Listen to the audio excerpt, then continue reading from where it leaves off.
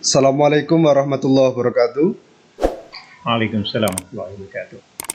Hai rekan-rekan Ibnu Jawa Timur. Hari ini kita mendatangi sosok yang sudah tidak asing lagi, terutama untuk kader Ibnu maupun kader muda NU di Jawa Timur. Beliau adalah Buya Muzammil Syafi'i. Kan? Beliau asli dari Pasuruan, lahir 3 Juni 1955. Berarti per hari ini Buya berumur 66 tahun. 66 tahun. Sudah kepala 6 tapi wajahnya sangat fresh ya. Ini satu sebabnya karena beliau adalah sosok yang totalitas dan loyalitas mengabdi di Ibnu, terutama di Nahdlatul Ulama. Oke, kami mendengar cerita dari teman-teman. Jenengan pernah mengalami proses yang sangat sulit awal-awal menikah. Coba jenengan ceritakan Buya, awal berorganisasi, bergabung di Ibnu, kemudian menikah, sampai kemudian meneruskan pengabdian di NU. Ya. Silakan. Assalamualaikum warahmatullahi wabarakatuh. Waalaikumsalam warahmatullahi wabarakatuh. Rekan-rekan Ibnu, baik masa kini maupun masa lalu, alhamdulillah kita masih dijadikan sebagai seorang yang konsisten. Siap. Konsisten pada perjuangan Ikatan Pelajar Nahdlatul Ulama. Oke. Saya sejak tahun 78 Oke. itu sudah mengawali sebagai ketua Ibnu. Siap. 78 sampai dengan tahun 82. Siap. Karena waktu itu memang masa jabatan cabang ini tidak seperti sekarang yang 2 tahun, tapi dulu 4 tahun. Siap. Sehingga karena waktu itu di Pasuruan ini kebetulan sekali belum ada Ibnu, atau ada dulu tapi kemudian mati. Nah, saya ini periode yang membabat alas. Siap. Periode membabat alas tahun 78 itu saya ditunjuk oleh NU. Waktu itu Kiai Hamzah Ahmad almarhum untuk menunjuk saya sebagai ketua Ibnu cabang Pasuruan. Oke. Nah, jadi kami mengawali betul-betul membabat alas betul karena tidak ada anak cabang, tidak ada ranting. Jadi totalitas kita di jabatan itu adalah membentuk anak cabang dan ranting se-Kabupaten Pasuruan. Nah, ini satu hal yang menurut saya hal yang sangat berat sekali waktu itu ya. Karena kebetulan sekali belum ada, kita tidak ada yang punya mobil, tidak ada yang punya, kadang-kadang sepeda motor aja. Saya waktu itu belum punya sepeda motor. Jadi kalau akan berkunjung ke anak cabang, membentuk anak cabang sana ini, ya terpaksa harus naik kendaraan umum.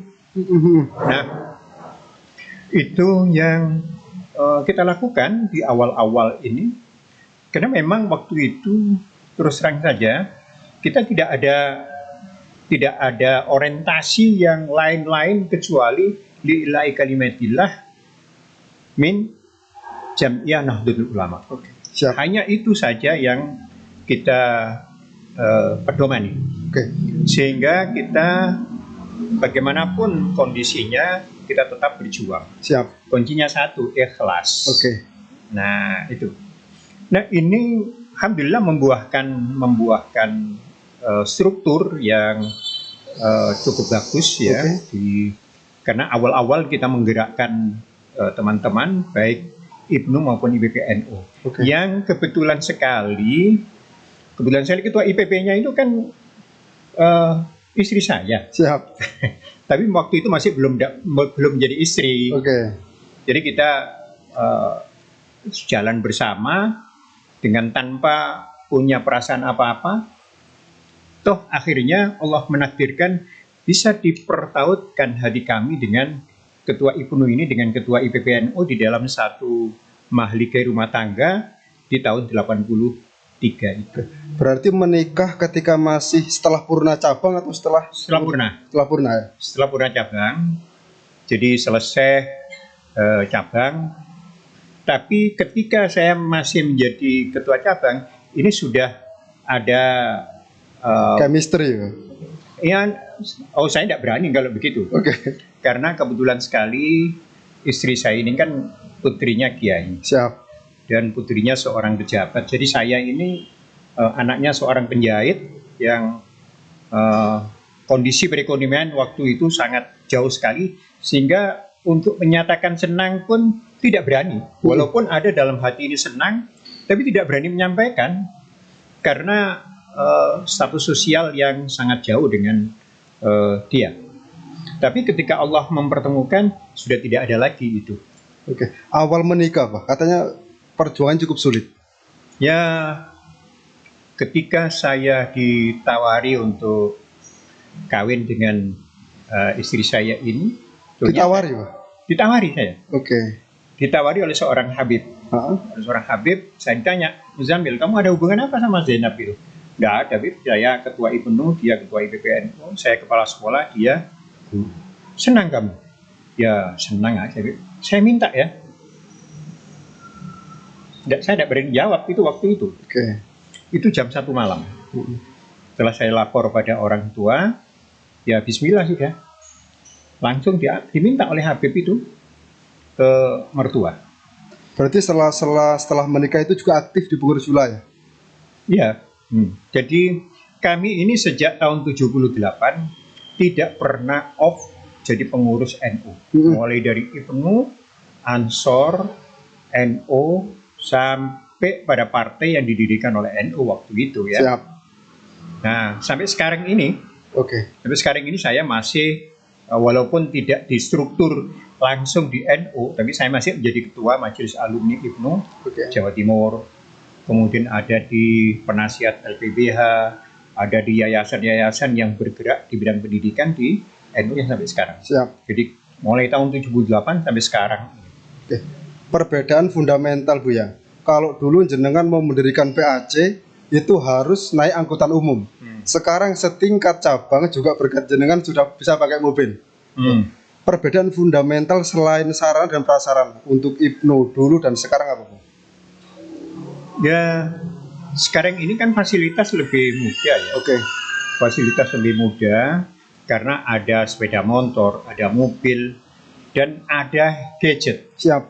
Ada gadget, ada internet ini yang mempermudah komunikasi. Mempermudah komunikasi. Kalau sekarang ini ada anak-anak IPNU yang merasa kesulitan dalam menggerakkan IPNU, Oke. ini satu hal yang kayak tidak masuk akal. Oke. Karena fasilitas yang dimiliki, kemudian sarana itu sudah sangat lengkap sekali. Oke. Coba jenengan ceritakan hal yang paling berkesan Bu ya. Ketika awal babat alas di Pasuruan, kemudian di pengurus wilayah, apa menurut jenengan? Kalau yang paling berkesan ya saya bisa mempersunting istri saya. Itu yang paling berkesan. Siap. Karena apa? Karena kalau kader bertemu dengan kader, ini akan melahirkan kader. Siap. Dari hasil pernikahan saya dengan istri saya bisa melahirkan seorang sekretaris wilayah IPBNU. Siap. Walaupun kemudian perhelatan pemilihan ketua dia gagal, tapi dia sudah pernah menjadi sekretaris wilayah dan juga wakil sekretaris PP di pusat IPBNU. Siap. Nah, ini hasil sebuah perkawinan antara kader dengan kader. Oleh karenanya, saya sangat menyarankan sekali pada teman-teman sekalian atau pada adik-adik sekalian, kalau mau kawin cari aja orang anak-anak IPNU, IPPNU. Nah, ini yang secara biologis alamiah nanti akan bisa melahirkan para kader-kader yang militannya tidak jauh berbeda dengan ibu dan bapaknya. Oke. Berarti sekarang kalau ada pengurus wilayah yang turun ke bawah ngisi markas talakmut, agendakan juga pemetaan kader IPB Pak ya. Oke. Jenengan adalah orang yang mengalami menggerakkan IPNU di masa-masa sulit. Kemudian melihat perkembangan IPNU saat ini, kira-kira hal yang luput dari harokah IPNU untuk saat ini apa Bu? Saya melihat di mana ya, atau di Jawa Timur lah ya. Saya kira sudah on the track ya. Siap. Sudah on the track teman-teman ini. Karena nomor satu, bahwa PC seluruh cabang di Jawa Timur sudah eksis semua. Siap. Artinya eksis dan bisa berjalan. Siap. Terbukti dengan ada penilaian-penilaian yang dilakukan oleh wilayah. Ada yang menang, ada yang kategori baik, ada kategori ini sedang dan sebagainya, itu menandakan bahwa mereka ini sudah berjalan. Oke. Nah, saya tidak tahu persoalannya apakah cabang ini bisa menggerakkan PAC-nya sampai kepada ranting atau di komisariat-komisariat di sekolah-sekolah. Oke. Nah, PKPT ini kan kita belum melihat secara eksistensinya. Oke. Bisa mengalahkan dengan mahasiswa yang lain, organisasi mahasiswa yang lain semacam PMII, HMI, atau majelis-majelis tarbiyah yang lain yang ada di internal kampus itu sendiri. Nah, ini yang sangat penting sekali. Oke, menarik digarisbawahi, terutama untuk direktur kepengurusan PCLKPT Pasuruan, mengalahkan dalam arti bersaing secara intelektual maupun program, itu Pak ya. Oke. Secara spesifik Buya ini selain ketua majelis alumni Ibnu Jatim, saat ini masih aktif sebagai anggota DPRD Provinsi Jawa Timur. Dari fraksi Nasdem saya. Siap. Ada anggapan begini Bang, kok kalau kader Ibnu setelah purna beribnu seolah-olah rata-rata itu larinya itu ke politik. Apakah ada desain seperti itu atau secara alamiah memang dipilih oleh Ibnu sendiri, Pak? Nah, saya kira kalau Ibnu sih tidak. Oke. Yang saya lihat itu Ansor. Siap. Kalau Ansor itu memang sejak dulu ini dididik untuk menjadi politisi memang. Oke. Kalau Ibnu saya kira enggak. Ibnu banyak anak-anak yang menjadi intelektual di perguruan tinggi ataupun di yang lainnya. Oke. Nah, kalau Ansor itu lebih banyak mengarah pada politik. Siap. Satu kegelisahan yang pernah sempat disampaikan oleh Abah Marzuki Mustamar, beliau mengatakan kurang lebih begini, Bu ya. Banyak kemudian kader-kader muda NU ketika mau menjadi kepala daerah, bupati, maupun gubernur atau dewan, secara kuat menggunakan nama NU untuk menopang mereka. Tapi setelah jadi diajak kumpul untuk ngomong NU, untuk sulitnya minta ampun. Ini persoalan ini akarnya di mana? Jadi memang mereka tidak berangkat dari NU yang NU biologis ya. Artinya yang diciptakan oleh NU. Beda dengan saya ini dibesarkan oleh organisasi memang. Oke. Saya dibesarkan oleh Ibnu, dibesarkan oleh Ansor, dibesarkan oleh NU. Ketika saya menjabat, maka saya belum pernah lalai atau lupa kepada NU. Saya kebetulan sekali pernah menjabat sebagai wakil bupati Pasuruan. Pernah menjabat sebagai ketua DPRD Kabupaten Pasuruan. Siap.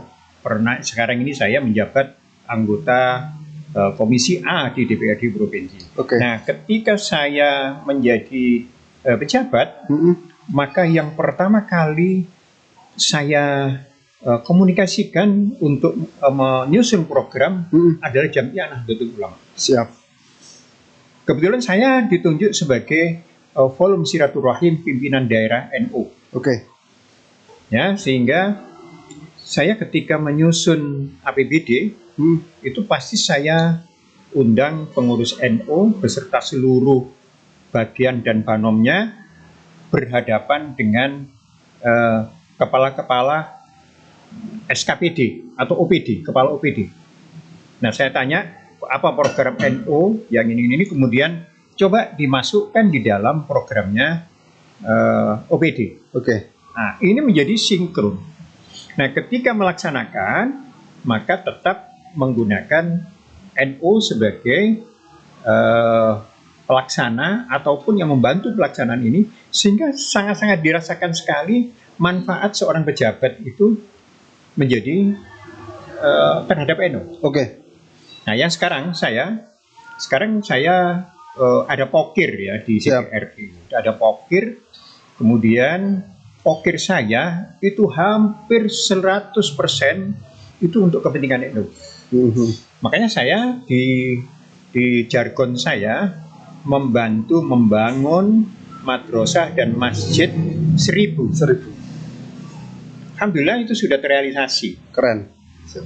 Nah, untuk yang di Pasuruan, alhamdulillah ini tahadus bin nikmah ya. Siap. Kebetulan sekali saya ini sebagai pembina di yayasan. Kemudian saya punya program kalau selama saya menjabat saya harus mewujudkan 25 lokal tempat kuliah. Oke. Alhamdulillah sekarang sudah terrealisasi. Keren. Setiap tahun saya anggarkan 2 miliar, 2 miliar, 2 miliar. Kalau misalnya ini kader-kader NU membuat satu komitmen seperti itu semua di Jawa Timur, maka tidak ada perguruan tinggi NU yang jelek. Siap.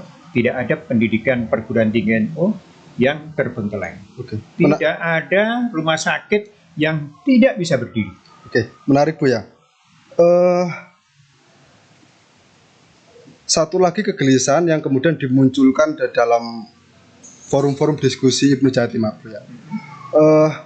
Kita melihat bahwa banyak kader muda NU, terutama Ibnu, ketika mereka memilih jalan untuk berkarir di politik, dia tidak hanya di PKB, bahkan banyak yang di Nasdem, kemudian Gerindra, PKB, walalihi. Nah, tapi kemudian senior atau alumni yang ada di tingkatan dewan, ini kok kumpul ngomong bentuk fraksi NU, ngomong agenda keumatan untuk NU, itu kok sulitnya kayaknya kok minta ampun. Jadi perlu diketahui bahwa politik itu cenderung pada kepentingan. Kepentingannya, apakah kepentingan politiknya itu terakomodasi dengan baik atau tidak dengan wujud ke-NU-nya ini. Siap. Saya dulu ketika Kiai Mutawakil itu sebagai ketua, saya diminta, kebetulan saya ketua fraksi Nasdem, saya diminta karena saya paling senior ya di DPR NU-nya itu saya paling senior. Waktu itu Pak Soleh Hayat masih belum PAW masih ada. Oke. Saya diminta untuk Kiai Mutawakil untuk membangun itu. Siap. Nah, membangun politik dengan latar belakang NU ini tentunya tetap harus mempertimbangkan pertimbangan politik. Siap. Saya kebetulan itu masih empat orang, sehingga saya tidak mau. Karena pasti yang besar ini tidak akan mau bergabung. Oke. Nah, saya sarankan sebaiknya yang besar inilah yang mendahului untuk melakukan komunikasi. Kayak kami ini yang kecil-kecil ini manut saja. Oke. Nah, ini yang sampai sekarang kita belum pernah diundang oleh NU untuk berbicara tentang bagaimana politik NU itu. Agenda keumatan. Agenda keumatan ini seharusnya PWNU itu mengundang personal. Oke. Personal anggota DPRD yang ada di Jawa Timur ini untuk diberikan satu gambaran tentang politik keumatan NU ini begini loh. Oke. Nah, terus kamu ambil yang mana? Ini ambil yang mana? Ini ambil yang mana? Ini saya kira selesai. Siap. Iya, betul. Oke. Kalau kami sebagai anak mendoakanlah semoga hal-hal yang demikian segera terrealisasi Bu ya. Ya, jadi melalui podcast ini saya kira nanti ada yang menangkap sebagai sebuah peluang, sebagai sebuah kemungkinan bisa direalisasikan. Ini akan lebih baik. Oke. Spesifik hubungan antara Ibnu dengan kekuasaan dengan pemerintah. Kalau kita ngomong idealitas program kerja di internal Ibnu, program kerja Ibnu, entah itu cabang maupun wilayah, paling tidak 80% itu harus bermitra dengan pemerintah. Nah, kadang-kadang untuk membangun itu kita agak merasa kesulitan, ya kan? Karena orang-orang yang ada di sana itu kurang responsif, atau mungkin karena kita yang kurang komunikasi Bu ya. Tapi kadang-kadang kalau kami lihat sebetulnya pendekatan secara persuasif sudah kami lakukan. Tapi kayaknya mengakses itu harus dengan apa namanya? Mungkin berbeda kalau ke jenengan.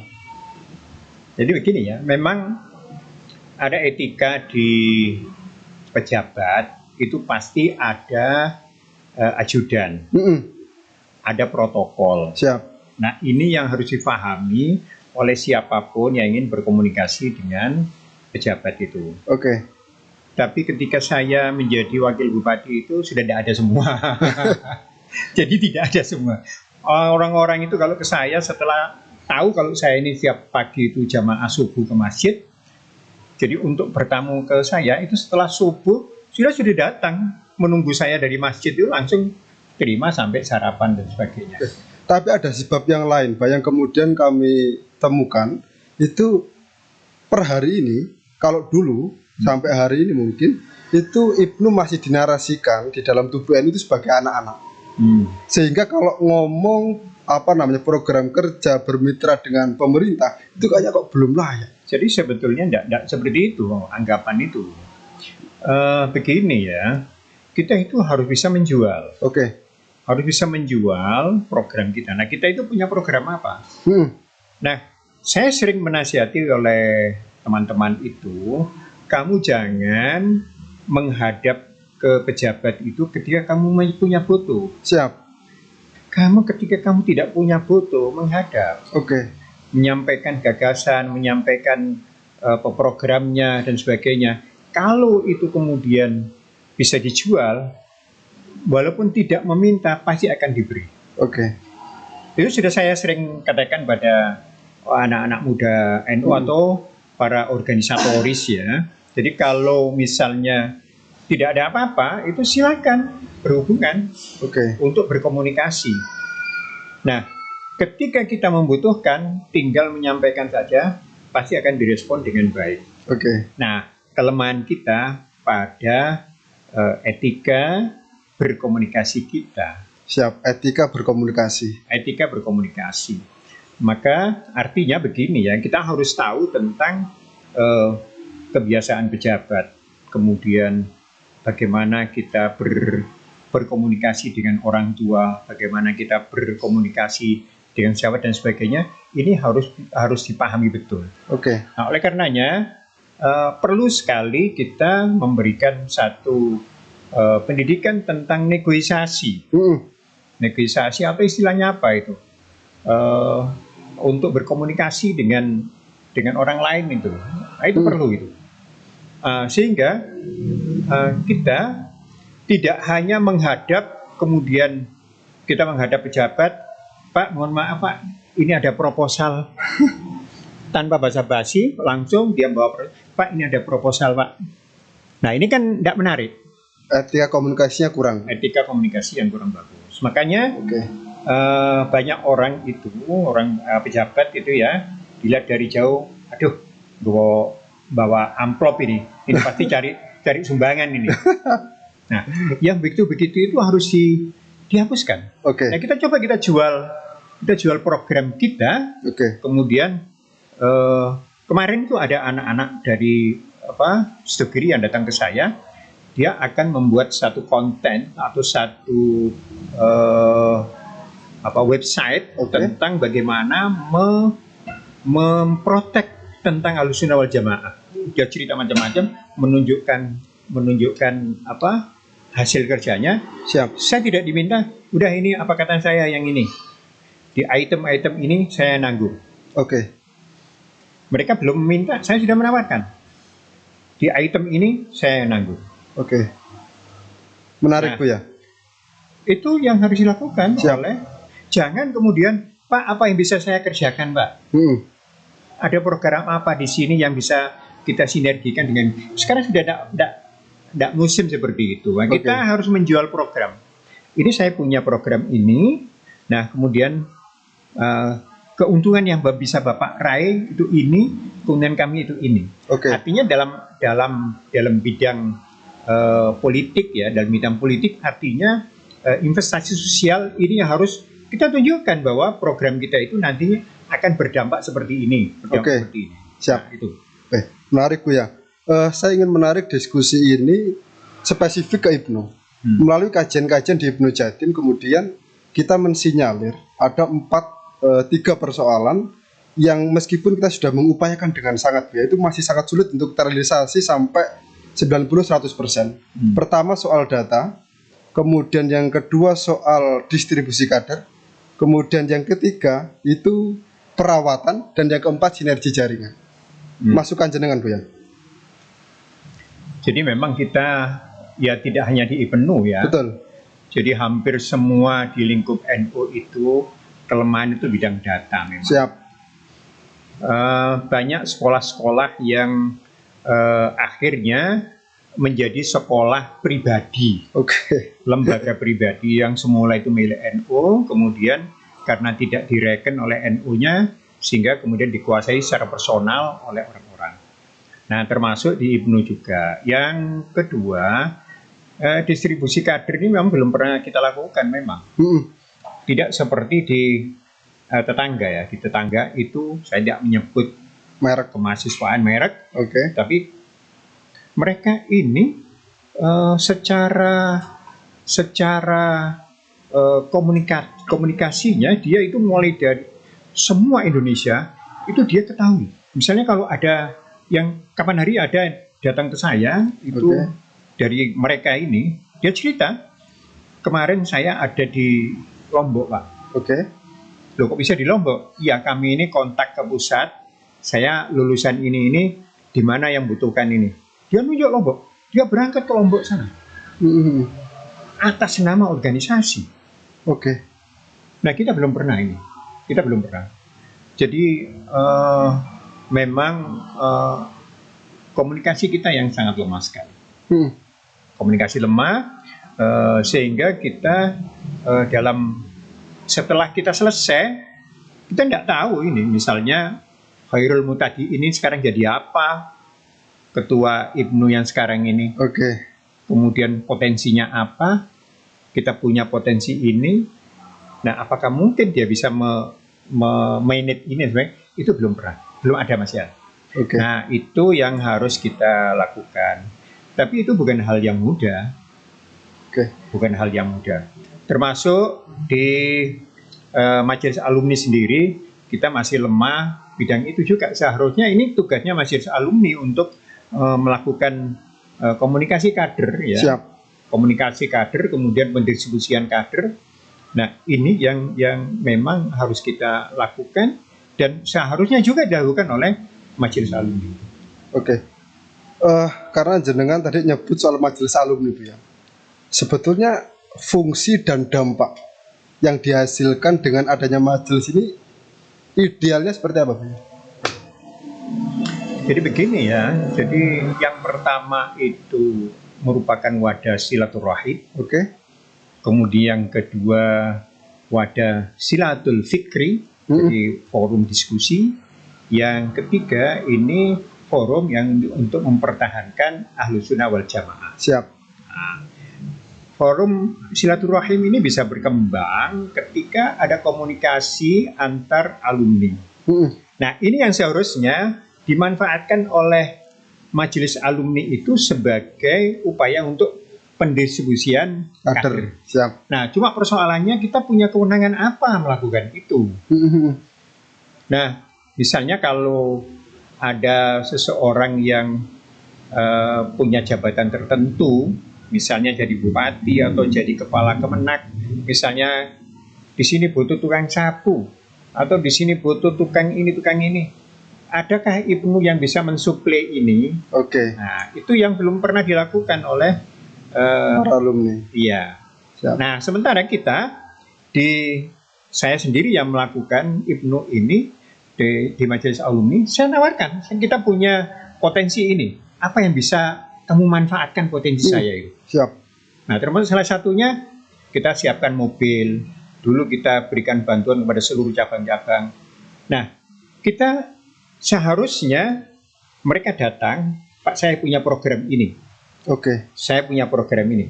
Kita tinggal mensinkronkan dengan potensi yang kita miliki. Nah, kalau itu terjadi, wah luar biasa ya. Jadi termasuk di ilmu tadi ini kan pernah cerita kalau akan mendirikan asrama pelajar, geraha pelajar. Geraha pelajar, saya siap untuk mengkomunikasikan dengan yang lain. Misalnya sampai sekian miliar, nanti saya komunikasikan dengan. Tapi kenyataannya tanahnya yang sulit. Oke. Nah, kalau itu bisa dilakukan, insya Allah. Nah, ini kan yang sebenarnya komitmen. Komitmen awal memang di provinsi itu banyak yang alumni IPNU. Termasuk ada Mas Duki, ada Ayi, ada siapa lagi itu banyak lah. Ani Maslahah, kemudian ada Fawaid yang di Gerindra. Semua itu. Terakhir Buya, tanggal 24-26 September Ibnu Jatim akan mengadakan forum tertinggi organisasi Konferwil.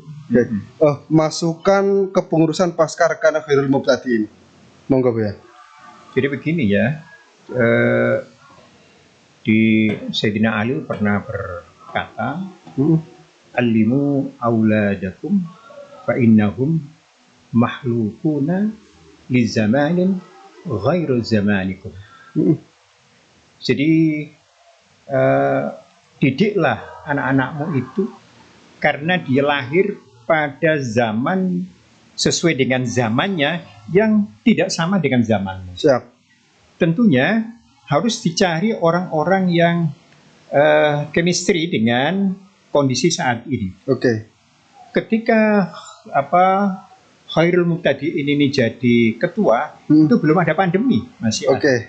Di pertengahan kemudian ada pandemi. Nah, antara tahun 2019 dengan tahun 2020 ini sudah jauh berbeda. Nah, oleh karenanya perlu memilih orang-orang yang cocok dengan zaman sekarang.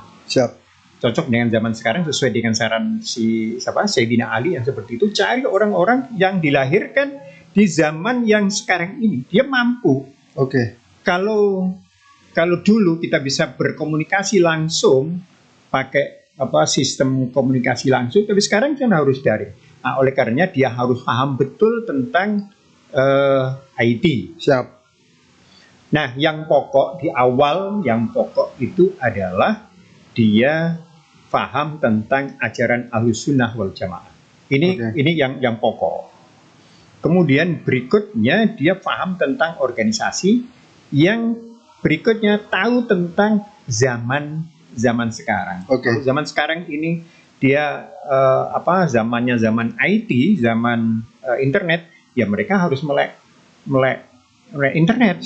Jangan kemudian tidak tahu itu. Tidak mungkin kita bisa. Nah, yang kedua, dia harus paham tentang kebutuhan para pelajar. Kebutuhan pelajar sekarang itu apa sebetulnya? Nah, sekarang ini nampaknya ada satu hal yang harus dipahami betul, bahwa anak-anak ini sekarang pada zaman IT, maka bagaimana mereka ini bisa memahami tentang IT itu? Nah, oleh karenanya banyak-banyak melakukan satu pelatihan-pelatihan, terutama sekali bagaimana bisa menanamkan akidah Ahlussunnah wal Jamaah melalui sistem-sistem internet yang ada.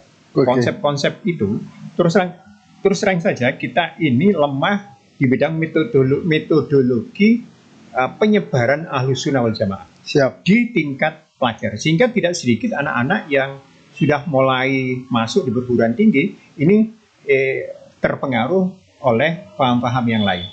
Nah, oleh karenanya kalau mungkin Ibnu bisa membuat satu metodologi tentang bagaimana mengajarkan Ahlussunnah wal Jamaah secara simpel kepada para pelajar, itu sangat penting sekali. Menarik masukan dari Buya, menilai bahwa Ibnu Jatim di era Rekanah Khairul Mubtadiin sudah on the track. Tinggal urusan berikutnya itu harus mencari orang-orang yang lebih familiar dengan dunia IT dan disupport dengan pelatihan-pelatihan di dalam organisasi sehingga menunjang kemampuan mereka. Sekian podcast Ibnu Jatim kali ini. Kita akan teruskan dengan Buya Muzamil Syafi'i dengan tema yang lebih spesifik dan lebih menarik. Sekian dari saya Ahmad Denny Saputra, tuan rumah main podcast Ilmu Jatim. Wallahul muwaffiq ila aqwamit thoriq. Wassalamualaikum warahmatullahi wabarakatuh. Waalaikumsalam. Matur sembah nuwun Buya. Ya.